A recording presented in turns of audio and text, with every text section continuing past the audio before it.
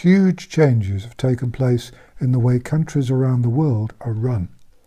As I predicted would happen many weeks ago, governments everywhere have been taking full advantage of the manufactured crisis. The Hong Kong government extended its COVID-19 regulations banning gatherings of more than 8 people until the 4th of June, coincidentally covering plans to commemorate the anniversary of the Tiananmen Square massacre, which just happened to take place on the 4th of June 1989. And the coronavirus has given the Chinese a tough new national security law. What a surprise. In the UK, legislation is on the way which will remove the right of shareholders to attend the annual general meetings of the companies they co-own. They'll not be able to challenge company directors.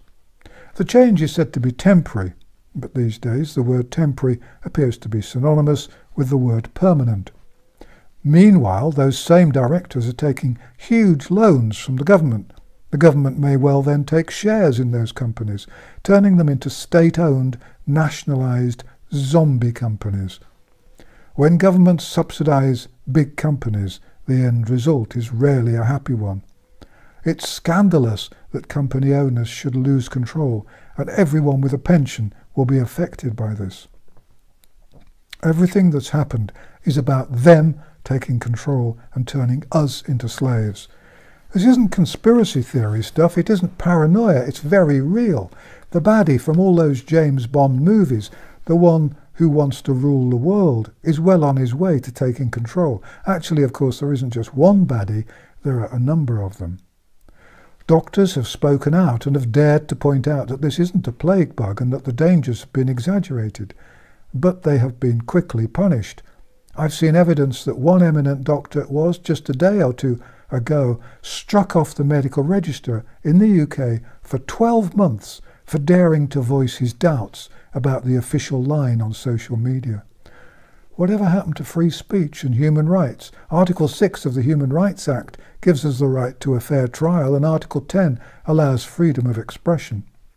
Long gone. I doubt if he'll be the last doctor to learn that silent obedience is now as essential as a stethoscope and illegible handwriting. From the moment I first spoke out about this fake crisis, I've been demonised, monstered and traduced all over the internet by lies and clever distortions. I've been writing about international drug companies for half a century, and I'm accustomed to their methods, but things have got far worse than they've ever been before. When a government suppresses information or opinions, then the end result is inevitably oppression and tyranny, and we're seeing a good deal of that. The advice being given by the experts is laughably inconsistent. They say you can catch it from people with no symptoms, but they say you can't. They say you don't get immunity when you've had it, but they say you do. They say there'll be a vaccine by the end of the summer, but they say it'll take 5 years to make one. People have been advised by experts to leave the loo seat up all the time so that it's touched less frequently. Unfortunately, the experts don't seem to know that when you flush the loo with the seat up, the atmosphere is filled with an aerosol spray full of bugs, which will spread dangerous infections in the area and all the room's surfaces. As usual, we're making things worse. Every time anyone with a little independence offers a sliver of hope, that sliver of hope is crushed by paid-for mouthpieces who invent facts to fit the official agenda. Governments are now busy creating fake news and then blaming the truth-tellers for spreading fake news. It's a classic misinformation process. And of course they say you must wear a mask, even though it's perfectly possible that the wearing of masks will kill more people than would have died if they'd caught the coronavirus. Anyone who says masks are perfectly safe to wear forever is, in my view, probably a fool, a liar, or working for the BBC. 2 boys died in China, remember, when wearing masks while exercising. Masks dehumanize us and make us both fearful and falsely confident. We associate masks with surgeons, dentists and robbers. Masks also fit in nicely with the modern gender-neutral philosophy which is being used to damage our individuality. Many hospitals all over the world are closed to patients with cancer, heart disease and other potential killers, even though the storm of patients with COVID-19 never materialized. The UK government wasted £200 million of taxpayers' money building temporary Nightingale hospitals, which lay pretty well empty.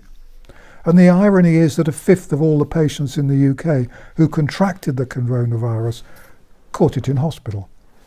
Another indictment proving that hospitals are still not good enough at preventing the spread of infection within their walls. The average age of those dying of the coronavirus was over 80, and this isn't surprising since 25,000 elderly hospital patients were dumped into care homes to make way for the tsunami of COVID-19 patients, which never came.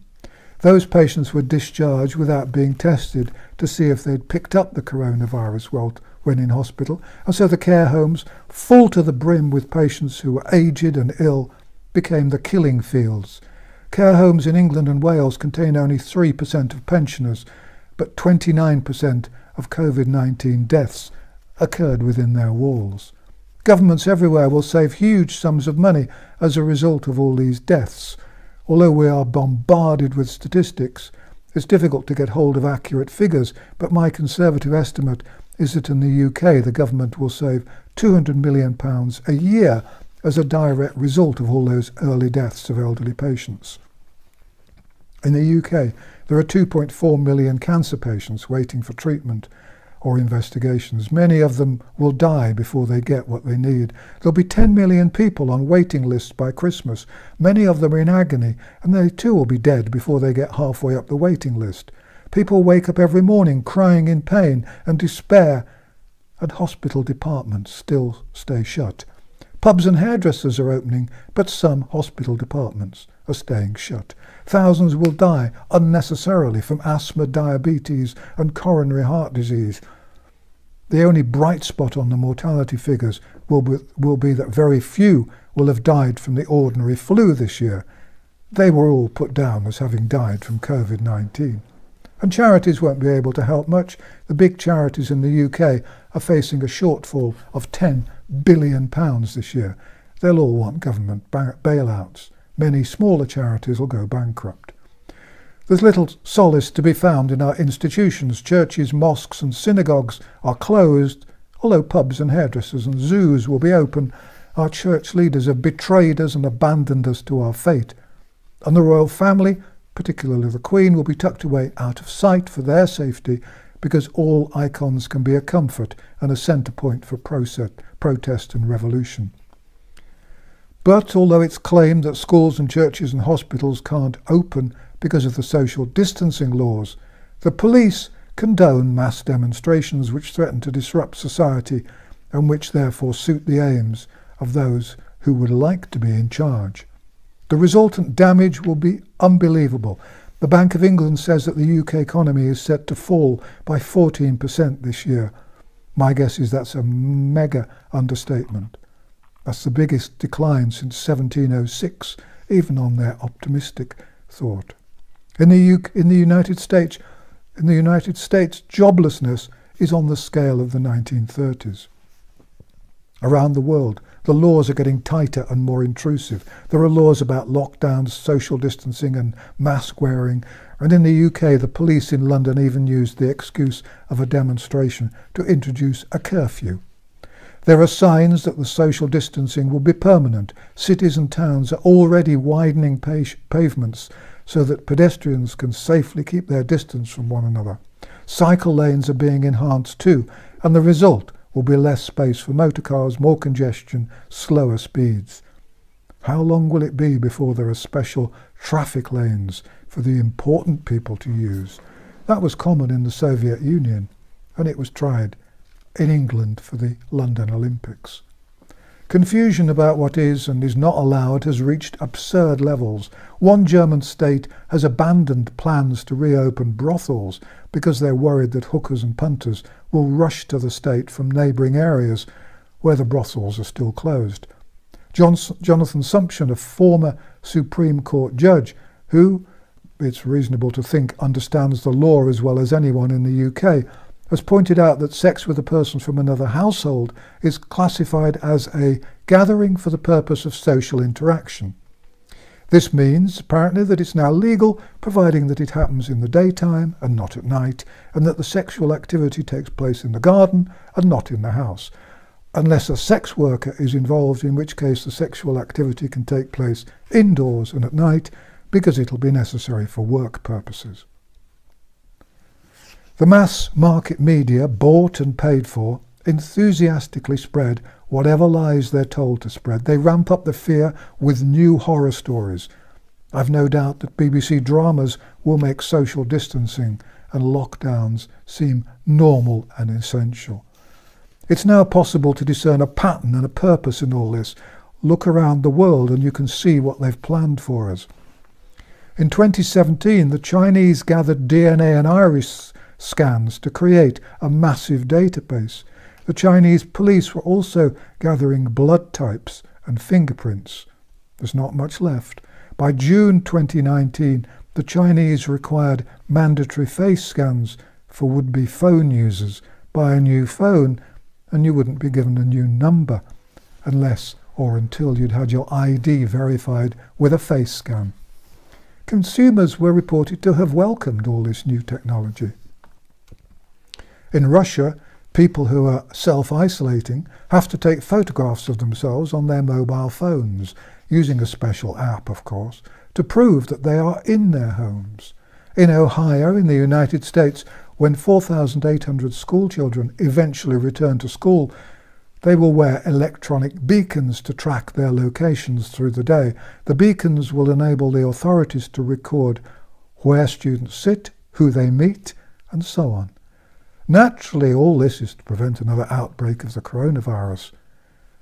If the technology works, it will doubtless spread faster than the coronavirus itself. Small businesses have been destroyed in their thousands. At the same time, big businesses have been enriched and strengthened with huge grants, the money handed over by politicians without the knowledge or the approval of the taxpayers. There are still plenty of vulnerable people, the elderly, the frail, the disabled, who are still alive, still costing money, and still weakening the gene pool. They have to be exterminated. This was always part of the plan, and I've no doubt that things are going to get worse. If we don't stop it soon, it'll be too late. The plan will be unstoppable. We're destined to become slaves in a society where freedom and democracy are no more than words in dictionaries that will doubtless be banned.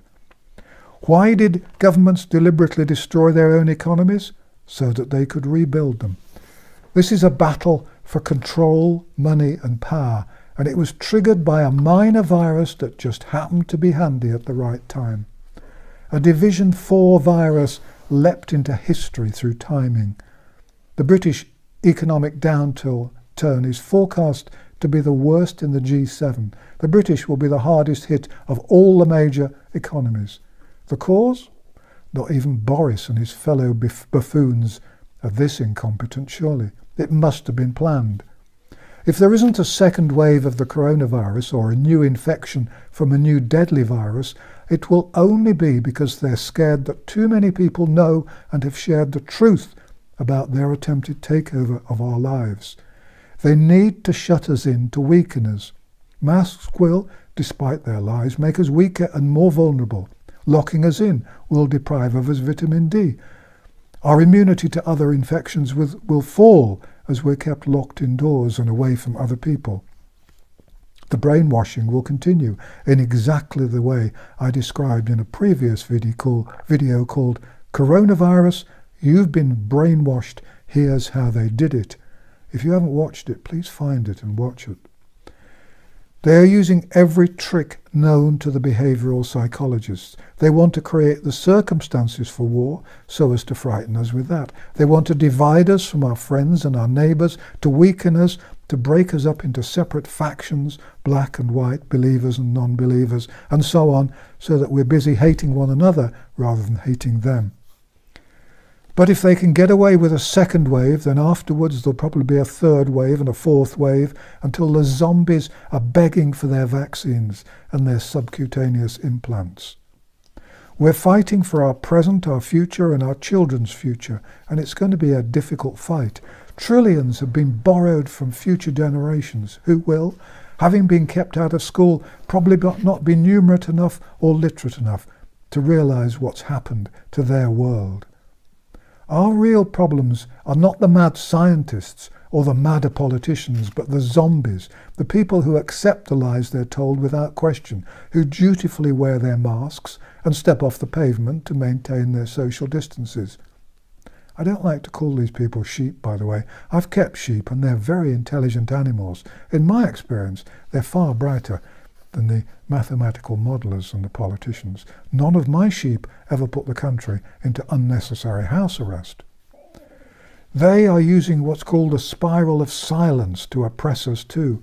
Many people now fear that what they're thinking is not what the majority are thinking. They don't believe that the virus merits taking away all our human rights, but they're worried that the majority believe the politicians and the state scientists, and so they stay silent through fear. We have to encourage those who are nervous about speaking out. We have to awaken those who are still frozen with fear. The James Bond baddies, the people who want the control, the power and the money, are talking about a global reset. This is, they say, a good time to reorganize the economy.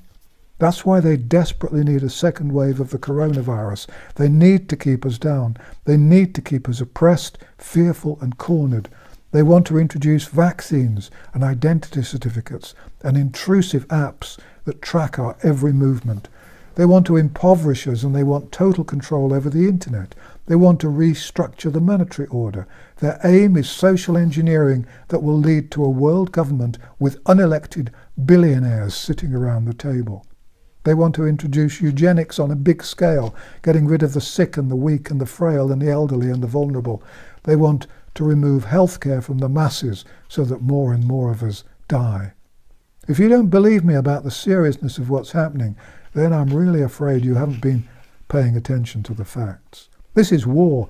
We're on one side. On the other side, there are the governments of the world, the mass media, including the major broadcasters and the professional censors, the fascists who are doing their best to control the internet with lies and propaganda and fake news.